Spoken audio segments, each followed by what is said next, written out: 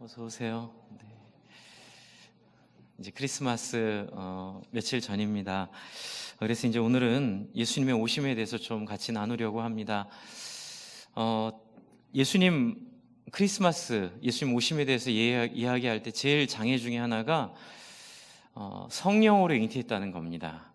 그러니까 남녀 관계를 통해서가 아니고 동정녀라고 얘기하죠. 마리아의 몸에서 태어났다는 게 그렇게만 안 하셨어도 좀 우리가 이렇게 예수님 전하는데 좀 도움이 많이 됐을 텐데, 그 사람들이 정말 못 믿을 그 동정녀 마리아의 몸에서 태어나게 하신 것 때문에 조롱도 많이 받고요. 예수 안 믿는 사람들이 니네가 믿는 예수님은 처녀 몸에서 태어났다며 이제 되게 이렇게 조롱하는 얘기도 많이 하지 않습니까? 참 하나님 야속한 마음도 들죠. 왜 동정녀의 마리아의 몸에서 그 예수님 나게 하셔가지고 그 못 믿는 사람들에게 큰 장애를 주고 왜 그러셨을까, 이제 그런 고민도 사실 하게 되는데요. 이걸 조금만 알게 되면 이 동정녀 마리아의 몸에서 났다는 게 기독교의 결정적인 자리를 보여주는 메시지라는 걸 알게 됩니다. 그 이유는 기독교 신앙은 종교적인 신념이나 믿음이 아니라 기독교 신앙은 관계라는 것을, 단순히 좋고 좋은 관계, 그런 관계 얘기하는 게 아닙니다. 공의 가운데, 하나님의 엄격한 정의 가운데 모든 공의와 정의를 충족하면서 이루어지는 좋은 관계, 사랑의 관계, 이제 이거를 이루기 위해 꼭 필요한 게 이 동정녀 마리아의 몸에서 예수가 왔어야 됐다는 사실을 좀 우리가 좀 오늘 같이 나누고, 우리가 이걸 통해서 오히려 예수의 오심이 걸림이 아니라 예수의 오심이 더 깊은 차원으로 우리가 알 수 있는 길로 나아가게 되기를 바랍니다. 제가 이 내용을 어떻게 설교할까 고민하다가요, 제가 하나 찾은 시가 있습니다. 그 시가 제가 하나 읽어드리겠습니다. 서정주님의 시입니다. 국화 옆에서, 다 아시는 시예요.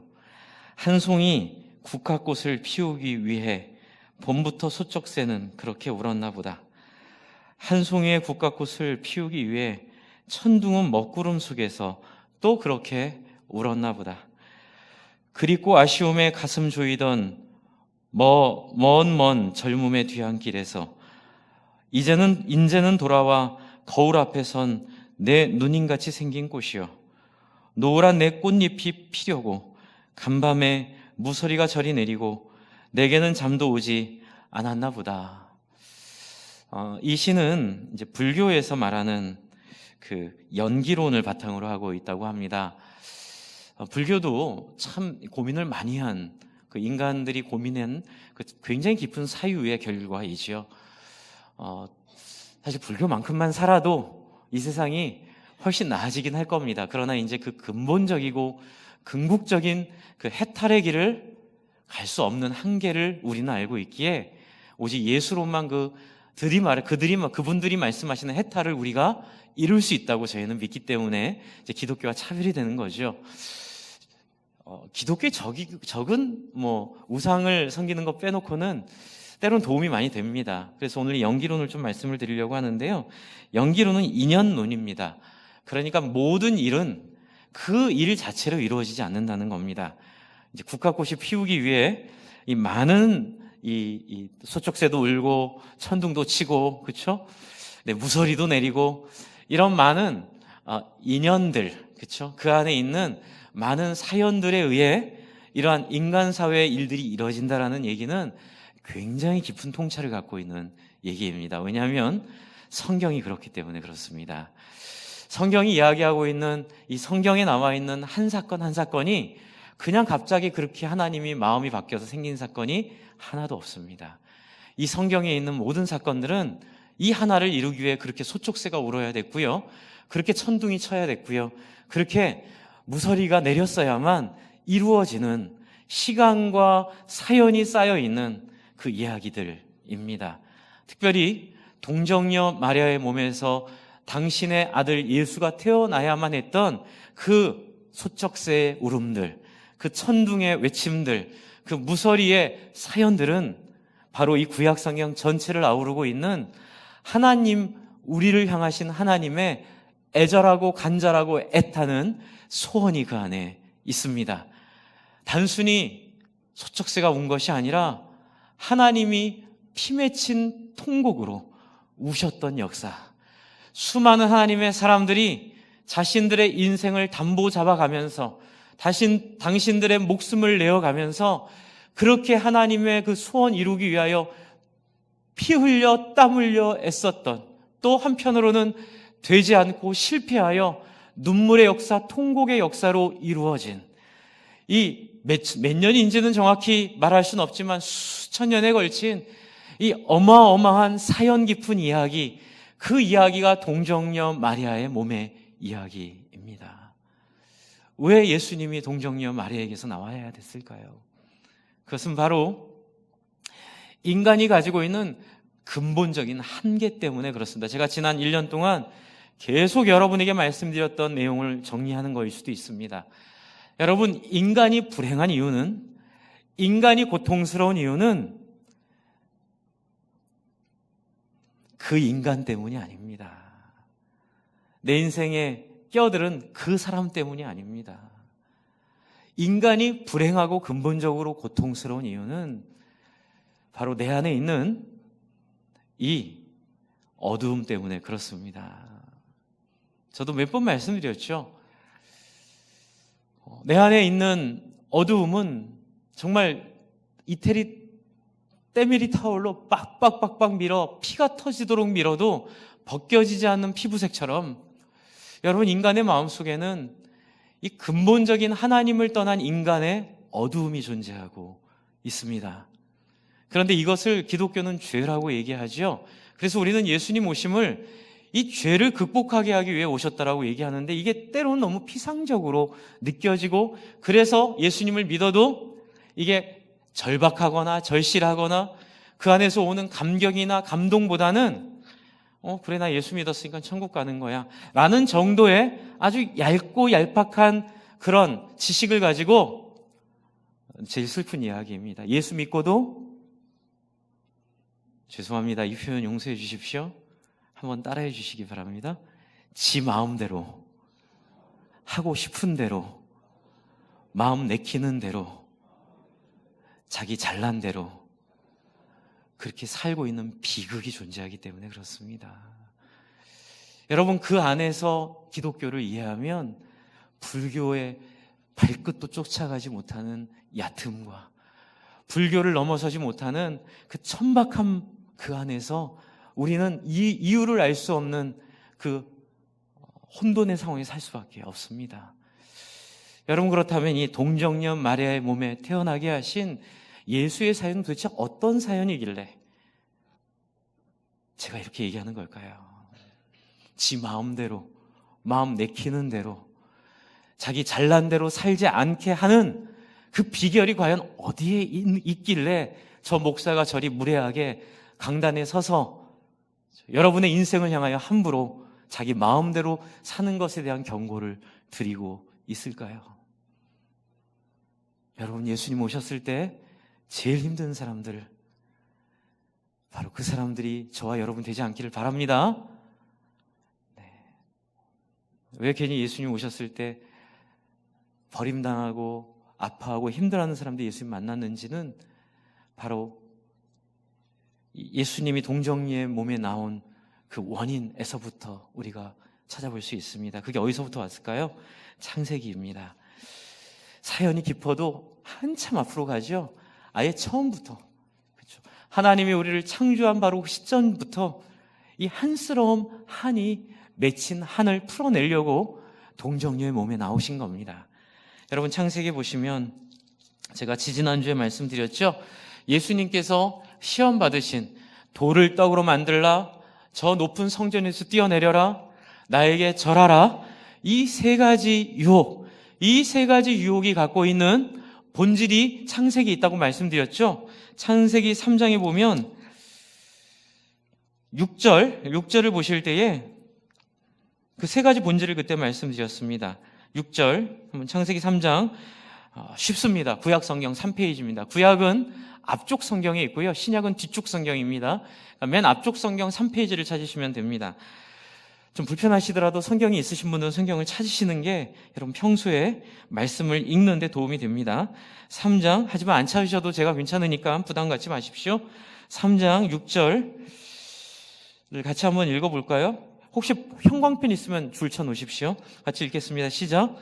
그 여자가 그 나무를 본즉 어떻게 해요? 첫 번째, 먹음직도 하고 보암직도 하고 지혜롭게 할 만큼 탐스럽기도 한 나무인지라. 여자가 그 열매를 따먹고 자기와 함께 있는 남편에게도 주매 그도 먹은지라. 여러분, 인간이 근본적으로 어떤 존재인지를 보여주는 장면이에요. 이제 많은 학자들이 이걸 갖고 많이 고민하고 있습니다. 이게 원죄라고 얘기하는데요. 여러분, 원죄가 만약에 아담과 하와가 한 실수가 우리의 유전에 들어 있어서 그 유전대로 우리가 원하지 않는데도 이런 행동을 한다면 그 죄의 책임은 아담과 하와에게 있기 때문에 이게 또 원죄를 잘 이해해야 됩니다. 잘못 이해하면 죄의 책임을 다 우리 조상한테 넘기고 아담이 잘못해서 내가 이런 거지 뭐 이렇게 될 수 있으니까 그렇게 하시면 안 되고요. 저는 이 원죄를 이렇게 이해하고 싶습니다. 아담과 하와가 보여준 이 죄의 모습은 저와 여러분이 갖고 있는 인간 본질의 모습을 보여주고 있습니다. 그러니까 우리를 하나님이 만드실 때 하나님의 해필 고민이 딜레마가 하나 뭐가 있었냐면, 잘 이해해 주십시오. 인간을 만들되 거절할 수도 있지만 사랑하는 인간을 만들어야 되셨어요. 그러니까 중요한 건 뭐냐면 충분히 말 듣지 않을 수 있는 결정권을 가진 자유의지라고 하죠. 그 인간을 만들어야만 하나님의 말씀에 순종하고 하나님을 사랑하는 게 영광스러운 거예요. 그렇죠? 제가 늘 말하는 골든 리트리버, 저도 한번 그 개를 경험해 본 적이 있습니다. 골든 리트리버 너무 사랑스럽습니다. 근데 골든 리트리버는 훈련회가 너무 좋더라고요. 저는 가끔 그런 생각합니다. 하나님이 우리를 골든 리트리버처럼 만들 수도 있지 않았을까? 그렇죠? 여러분, 고민할 게 뭐가 있어요? 말 안 들으면 밥 안 주고, 그렇죠? 말 들으면 밥 잘 주고. 그래서 말 안 들면 여러분 한번 생각해 보시죠. 여러분이 하나님 순종 안 하면 여러분 막 직장이 없어지고 막 먹으려고 놔둔 빵이 상해서 버려야 되고, 그래서 하나님 앞에 결국 순종한다고 해야 결국 뭐 하나 얻어먹을 수 있다면 여러분 어떠시겠어요? 좋으시겠어요? 그리고 설령 그 말을 잘 들어 빵 하나 얻어먹는다 해서 여러분의 삶이 영광스러우시겠어요? 명예로웠겠어요? 아니에요. 여러분, 그래서 하나님이 우리의 본질을, 그렇죠? 선택할 수 있는 본질로 만드셨어요. 저와 여러분을 거절할 수 있는 존재로 하나님이 만드신, 이게 뭘까요? 하나님의 너그러움이고 은혜임을 믿으시기 바랍니다. 하나님이 저와 여러분에게 뺨 맞을 각오를 하고 우리를 만드신 거예요. 그래서 하나님이 그 다음부터 어떻게 하시죠? 아담과 하와를 인격적으로 설명하시잖아요. 이 동산에 있는 모든 실과는 너희가 먹되 선악을 알게 하는 나무는 먹지 말라. 이 말은 뭐예요? 관계를 맺고 싶다 하시는 거예요. 내 말을 네가 믿고 네가 선악과를 안 따먹으면 네가 나를 존중하는 거고 나는 그걸 너무 기뻐할 거야. 그러니 please 부탁하노니 제발 나를 믿고 선악과만큼은 먹지 마. 이게 바로 하나님이 인간을 창조한 창조의 시작이라는 것이죠. 그래서 여러분, 어떤 학자는 창조가 창세기에서 끝났다고 얘기 안 해요. 어떤 학자는 사도 바울도 그런 얘기 하거든. 재창조라는 말을 쓰고, 보라 너희는 새로운 피조물이 되었다. 이전 것은 지나갔으니 보라 뭐가 됐다고요? 새 것이 되었다라고 하면서, 잘 들으셔야 됩니다. 재창조라는 의미로 말을 하기도 하고요, 제2창조라는 의미로 신학자들은 얘기도 하는데요, 저는 이걸 이렇게 봅니다. 하나님의 창조의 완성은 인간에 대해서요, 예수 그리스도의 재림을 통하여 우리가 완전히 성령으로 말미암아 하나님을 인격적으로 순종할 수 있는 사람으로 만들어지는 그 순간, 그러니까 재림의 순간 하나님의 창조의 소원이 마무리된다. 저는 그렇게 생각을 합니다. 물론 창조는 하나님이 물리적으로 하셨지만 이 구약과 신약의 역사에 있어서 하나님이 원하시는 건 하나예요. 그건 뭐예요? 하나님이 여러분을 설득하시는 거예요. 천국 가고 싶으면 믿어! 이게 아니라는 거예요. 순종해! 이게 아니라는 거예요. 불순종도 해보고, 거기서 머리도 터져보고, 아파도 보고, 자존심도 상해보고, 깨지기도 해보고, 다 경험하면서 뭘 배워가는 거죠? 하나님이 얼마나 나를 사랑하시는가를 배워가면서 정말 인간의 하나님 형상의 영광은 어디 있냐면요.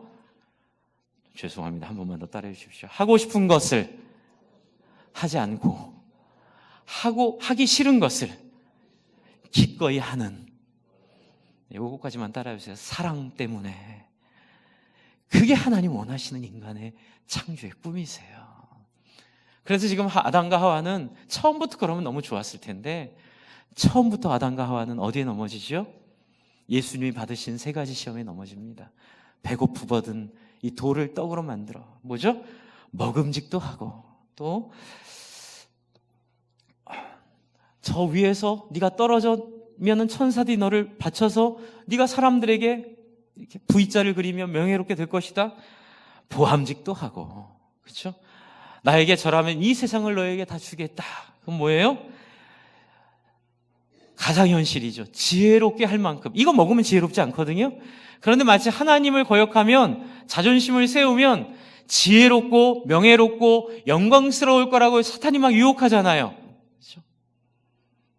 동성연애하면 막 내가 원하는 대로 살 거라고 막 유혹하잖아요. 네가 끌리는 대로 살면, 그렇죠? 막 결혼 생활 하다가 또 사랑하는 사람이 생겼으면, 여보 미안해, 사랑하는 사람이 생겼어, 이러면 괜히 멋있어 보이는 것 같은, 뭐 인생을 잘 살 것 같은 그 사탄이 실제와 다른 꼬임을 하잖아요. 죽는 길인데, 그렇죠?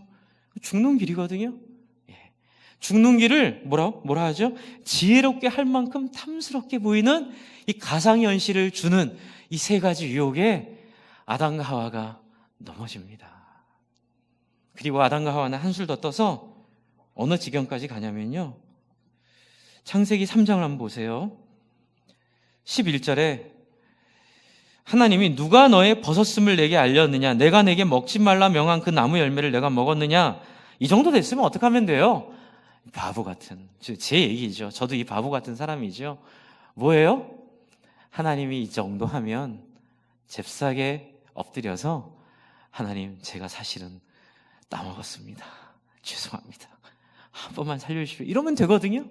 근데 아담이 지금 한 짓이 뭐냐면 되게 비겁한 짓을 합니다. 아담이 이르되, 12절, 하나님이 주셔서 나와 함께 하신 그 여자, 이게 뭐예요?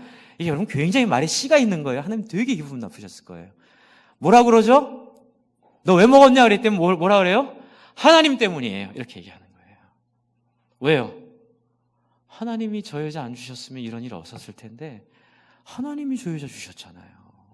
하나님 주신 여자가 날 꼬셔가지고 이 열매를 먹게 해서 내가 먹은 거에 난 책임이 없어요. 하나님 열 받으시는 거죠.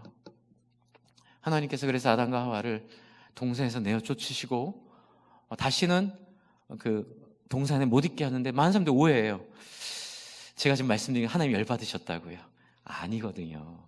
제가 지금 말을 좀 극적으로 하려고 했는데 여러분 잘 이해를 못 하신 것 같아서, 하나님 열 받아서 쫓아내신 게 아니에요. 여러분 보시면요, 아담과 하와를 쫓아내신 이유가 뭘까요? 이유가 뭘까요? 여러분 22절입니다. 22절에 열 받아서 쫓아내신 게 아니에요. 하나님이요. 하나님 오해하는 거예요. 하나님 그런 분 아니세요. 이 3장 22절에 같이 읽겠습니다. 왜 쫓아내셨는지 이유가 있어요. 시작. 여호와 하나님이 이르시되, 보라, 이 사람이 선악을 아는 일에 우리 중 하나같이 되었으니 그가 그의 손을 들어 뭘 할까봐 생명나무 열매도 따먹고 영생할까 하노라 하시고. 이게 뭐냐면 에덴 동산에 선악과만 안 먹으면 따먹을 수 있는 굉장히 중요한 열매가 하나 있었어요. 그게 뭐예요? 생명나무예요. 그 생명나무는 어디 등장해요? 요한계시록 맨 마지막 장에 하늘로부터 새하늘과 새 땅이 내려오는데, 거기에 뭐가 있어요? 생명나무가 그때 내려와요. 그러니까 하나님이 이 생명나무는 원래 저와 여러분에게 주고 싶으셨던 거예요. 그런데 문제가 생긴 거죠. 하나님처럼 선악을 알게 하게 되었는데, 문제는 어디 생겼냐면, 하나님은 사랑으로 그 선악을 조절할 수 있는 능력이 있는 분이세요. 그게 사랑의 능력이에요. 그런데 아담과 하와는 그 능력이 없어요. 여러분, 시속 300km로 달리는 고속 열차, 거기에 제일 중요한 부품이 뭔지 아세요? 브레이크예요. 브레이크가 잘 안 들지 않으면 그 고속 열차는요, 살인 무기가 돼요. 저희가 300km, 아니 600km를 돌파하는 고속 열차를 개발했습니다. 브레이크는요. 근데 브레이크는 좀 약합니다. 좀 불안정합니다. 그럼 여러분, 그 열차를 탈 사람이 있으세요? 1000km로 날던 10,000km로 날던 쓰지를 못하면 재앙인 거죠. 여러분, 지금 하나님은 우리를 사랑하셔서 사랑이 뭔지 모르는 인류에게 사랑을 알 때까지 이 생명나무를 보류하시느라 에덴 동산에서 쫓아내세요. 그리고 하나님이 열받은 건 아담과 하와가 아니라 누구한테 열받으셨냐면 뱀한테 열받았어요. 뱀한테, 사탄한테. 뱀이 너무 야비하죠. 뱀이 어떻게 유혹을 하죠? 야, 네가 하나님 정말 이 동산의 모든 실과를 다 먹지 말라고 하셨는데, 이렇게 말이 무서운 거예요. 그렇죠? 말로 그 분위기를 확 바꿔버리는 거예요. 그래서 뱀에게 하나님이 열받으신 거예요. 오늘 동정녀의 몸에 예수가 나온 이유는 바로 뱀에게 열받았기 때문에 그래요. 하나님이 이제 뱀에게 화내시는 이유를 봅니다. 14절을 한번, 창세기 3장 14절을 보시면 14절 한번 같이 보겠습니다. 여호와 하나님이 뱀에게 이르시되 한번 읽어주겠습니까? 시작.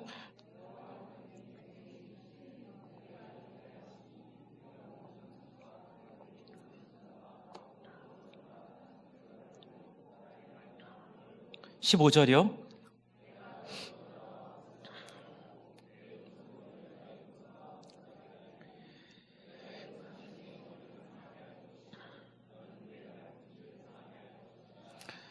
네, 뱀에 대한 하나님의 심판이 뭐냐면요, 여자의 후손을 통하여 뱀의 모든 계획과 계략을 무효로 만들어버리는 이 역사적인 하나님의 선언이죠. 이 선언은 바로 예수님을 통해 이루어집니다. 그런데 예수님을 통해 이루려고 하신 하나님의 소원에 가장 결정적인 자리 차지하는 게 뭐냐면요, 아담과 하와가 범죄함으로 인해 여러분 중요한 것이 하나님과의 관계를 갖지 못하게 됐어요. 그러니까 하나님과 관계할 수가 없어요. 왜요? 하나님은 사랑의 하나님일 뿐만이 아니라 체데카와 미슈파트의 하나님, 그렇죠? 공의와 정의의 하나님이시기 때문에 그래요. 그래서 하나님이 이 문제를 해결하시려고 아브라함을 부르신 게요, 그냥 아브라함이 이쁘고 좋아서 부르신 게 아니에요. 아브라함 부르신 건 하나님의 분명한 목적이 있었어요. 아브라함을 통하여, 아브라함의 후손을 통하여 아담과 하와가 실패한, 그렇죠? 하나님과 관계할 수 없는 이 한계를 극복하게 하려고 하는 하나님의 한 나라, 백성들을 만드시겠다는 게 하나님의 계획이셨고요. 이제 그게 예수님 오심의 기초가 돼요.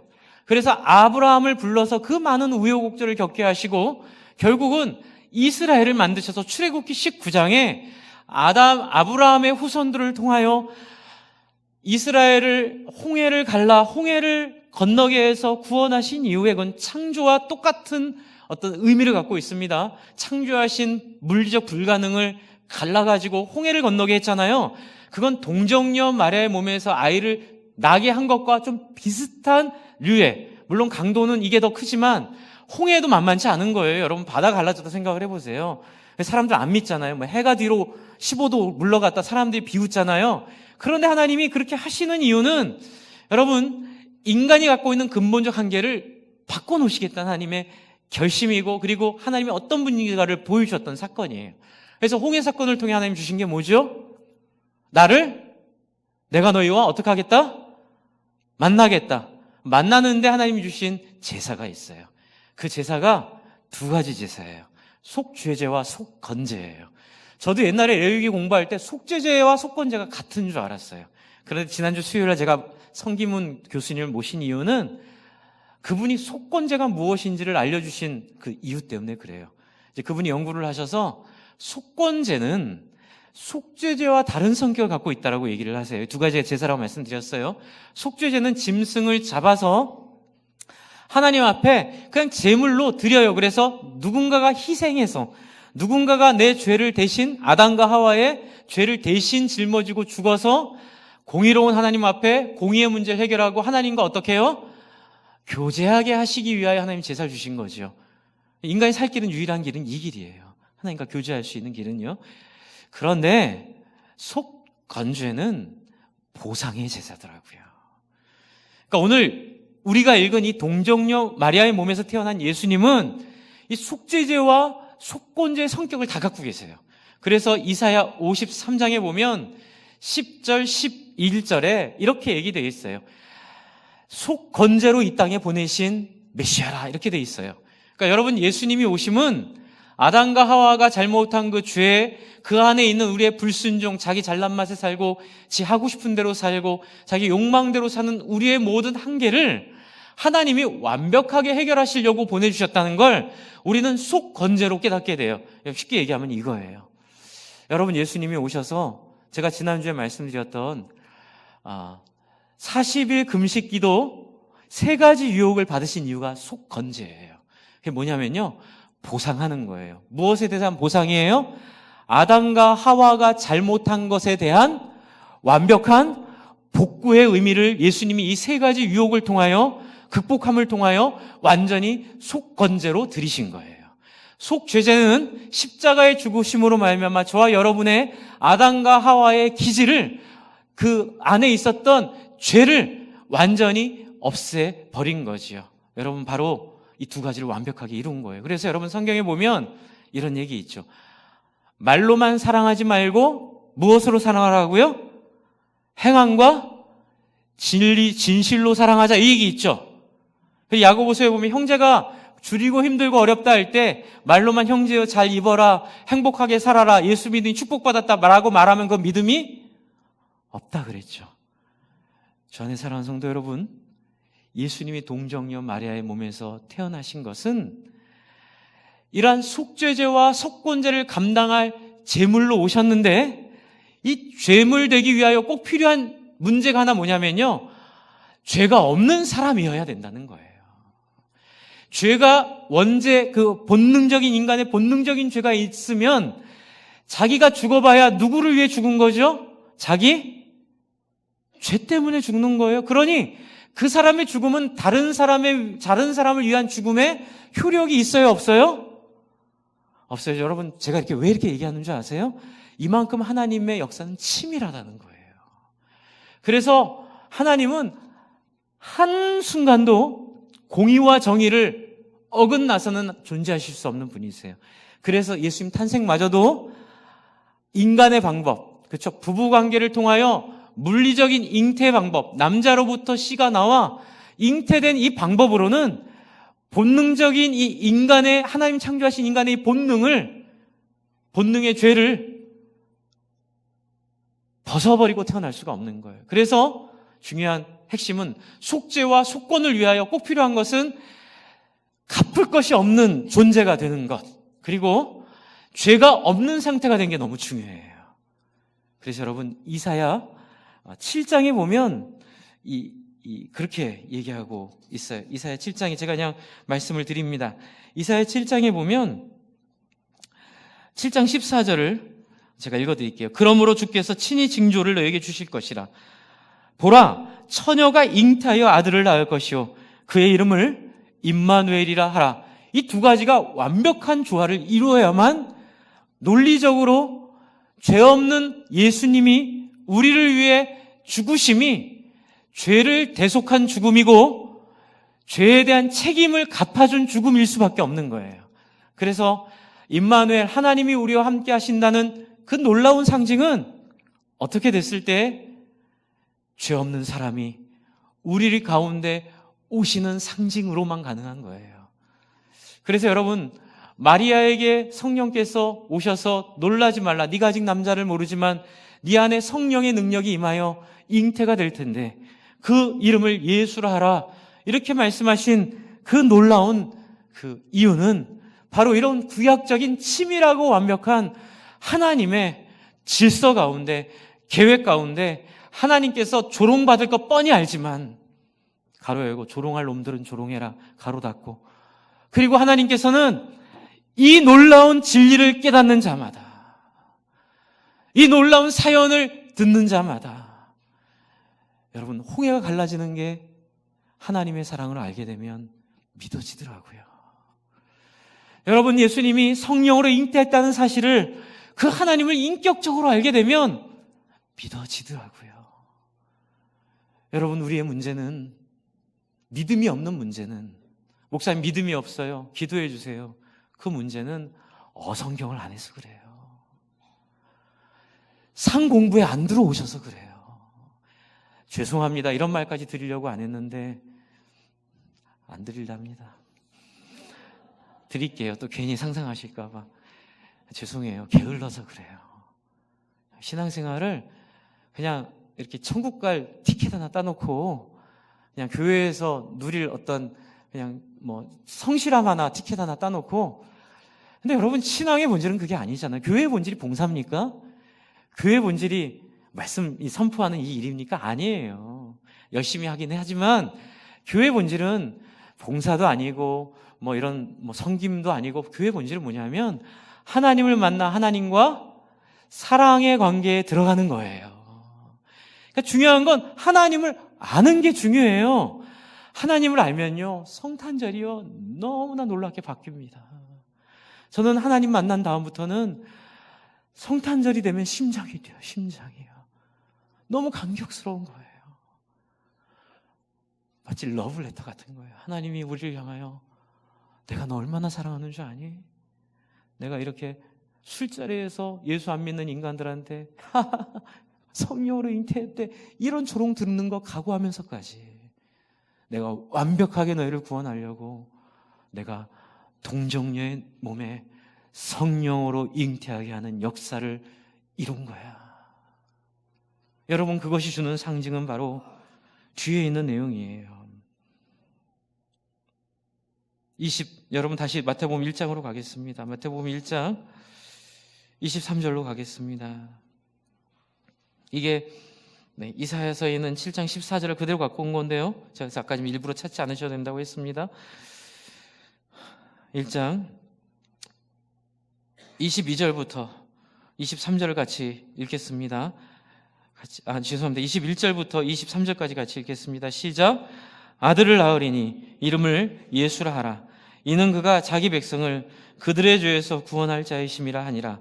이 모든 일이 된 것은 주께서 선지자로 하신 말씀을 이루려 하심이니 이르시되, 보라, 처녀가 잉태하여 아들을 낳을 것이요 그의 이름을 임마누엘이라 하라. 근데 여러분, 여기서 굉장히 알면 놀랄 수밖에 없는 두 이름이 있어요.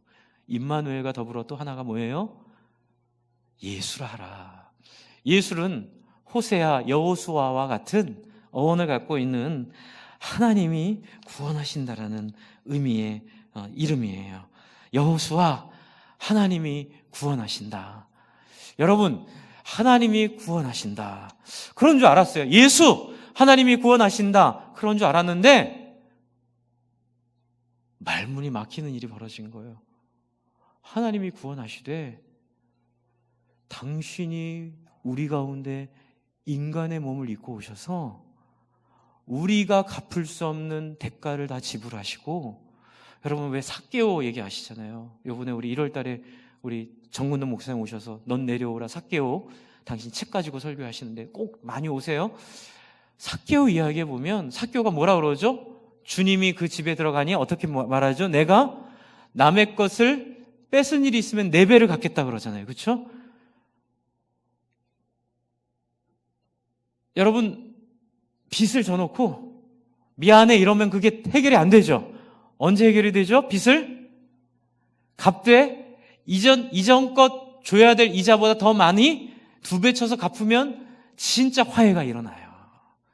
여러분, 하나님이요, 그냥 용서해 줄게 이 정도가 아니고요, 당신 이 땅에 오셔서 속죄제뿐만이 아니라 완벽한 보상의 제사, 뭐죠? 이 땅에 오셔서 40일 굶주리시고, 그렇죠? 돌을 떡으로 만들라는 그 유혹을 이기시며 아담이 실패한 그 3가지 유혹을 완벽하게 극복하신 예수님, 그걸로 마지막이 아니죠.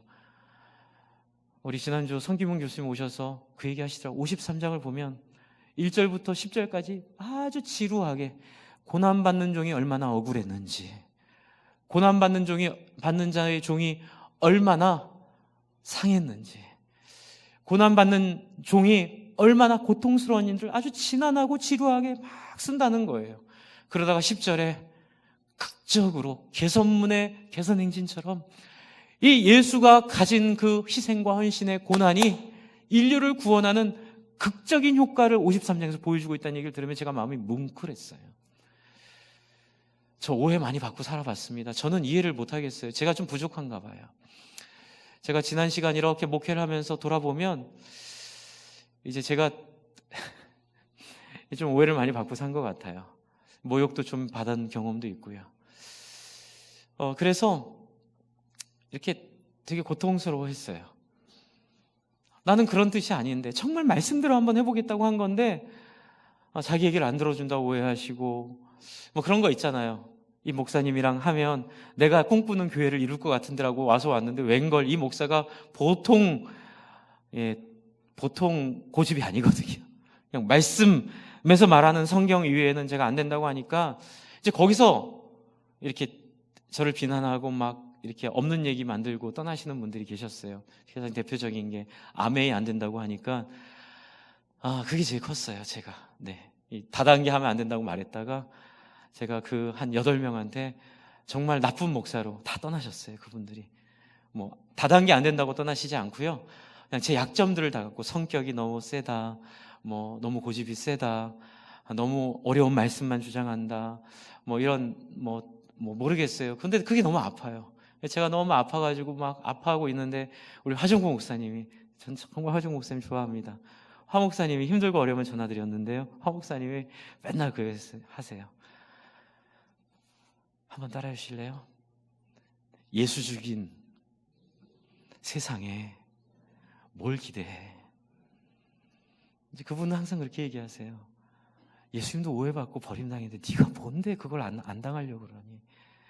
그래서 그분이 항상 저 격려하실 때 잘 버림당할 수 있도록, 잘 오해받을 수 있도록, 잘 공격당할 수 있도록 하나님 앞에 예수처럼 그렇게 예수의 몸된 고난을, 그렇죠, 말씀 지키기 위해, 하나님의 원칙 세우기 위해 그렇게 살자, 이렇게 얘기하시는 것을 들으며 정말 큰 힘이 됐어요. 주 안에 사랑하는 성도 여러분, 제가 부족해요. 그럼에도 불구하고 말씀을 드립니다. 여러분, 우리가 서로 부족함으로 생긴 모든 상처들, 예수가 감당한 상처 일부라고 생각하고 좀 감당해 주시겠습니까? 여러분이 다 행복했으면 좋겠고 제가 행복했으면 좋겠는데, 여러분, 사람들은 성탄절에 술자리에서 동정녀의 몸에서 예수가 났대 이렇게 조롱하는 세상이에요. 주 안에 사랑하는 성도 여러분, 마음 상하지 마세요. 주님 오실 때까지 그렇게 예수는 조롱당할 것이고, 우리도 조롱당할 것이고, 우리도 누군가에게 오해받을 것이고, 우리도 누군가에게 버림당할 것이고, 우리도 누군가에게 밟힐 것을 기대하시기 바랍니다. 그것이 동정녀의 몸에 예수를 보내신 하나님의 마음에 임마누엘, 하나님이 우리와 함께 하신다에 우리가 알 수 있는 최선의 찬양이고, 최선의 헌신이고, 최선의 반응이고, 최선의 감사인 줄 믿습니다. 우리를 구원하시는 줄 알았는데 그게 우리 가운데 오셔서 오해받으시고 욕먹으시고 버림당하시고 비난당하시고 사람들에게 공격당하시고 결국은 개처럼 끌려다니다가 한 번도 자기 변명 못하고 십자가에 달려 죽게 된 그 수치의 십자가. 십자가 내가 처음 볼 때에 나의 마음에 큰 고통 사라져. 오늘 믿고서 내 눈 밝았네. 참 내 기쁨 영원하도다. 저는 정말 예수 처음 믿고 이 찬양이요, 제 안에 있는 모든 아픔을 완전히 해결을 하더라고요. 십자가 내가 봤을 때 위로가 되는 거예요.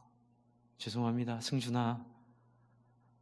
네가 못나서 당하는 고난이던, 네가 억울한 고난이던 내가 다 감당하지 않았니? 속건죄로, 속죄죄로 완벽하게 이 십자가에서 네 억울함 내가 감당했고 네 부족함 내가 알아.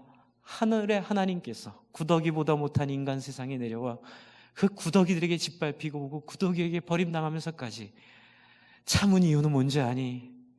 바로 그 사랑 보여주려고.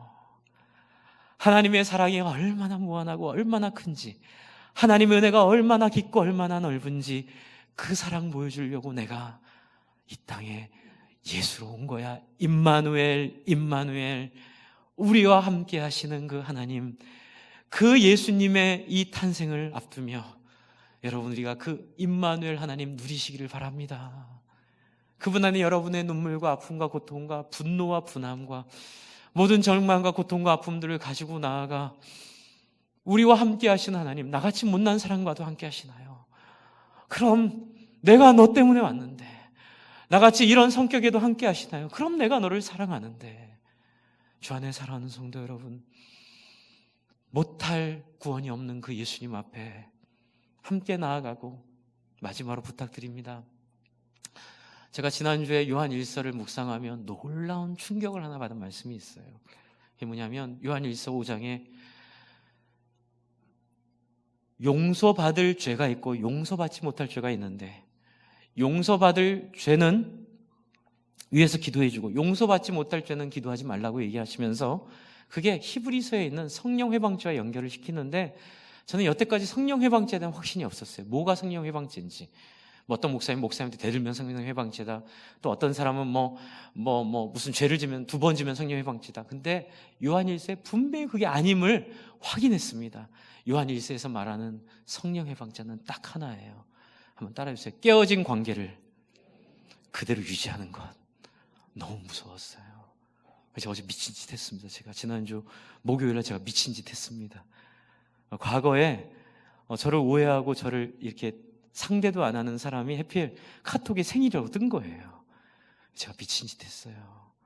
저도 억울했거든요. 그 사람 보기도 싫었거든요. 하나님 천국 가서 심판대 앞에서 그 사람이랑 저를 좀 비교해달라고 그랬거든요. 근데 제가 미친 짓 했어요. 아주 발랄한 카톡을 보내면서 미안했고 날 용서하고 생일 축하하고 널 축복하고 더 좋은 목사로 내가 살아가겠다. 미친 짓 했는데 더 아픈 건 답이 안 왔어요. 너무 고통스러운데, 너무 수치스러운데, 너무 아픈데 제가 요한일서 5장을 만난 거예요. 여러분, 저는 너무 감사합니다. 여러분, 성령의 방제는 딱 하나예요.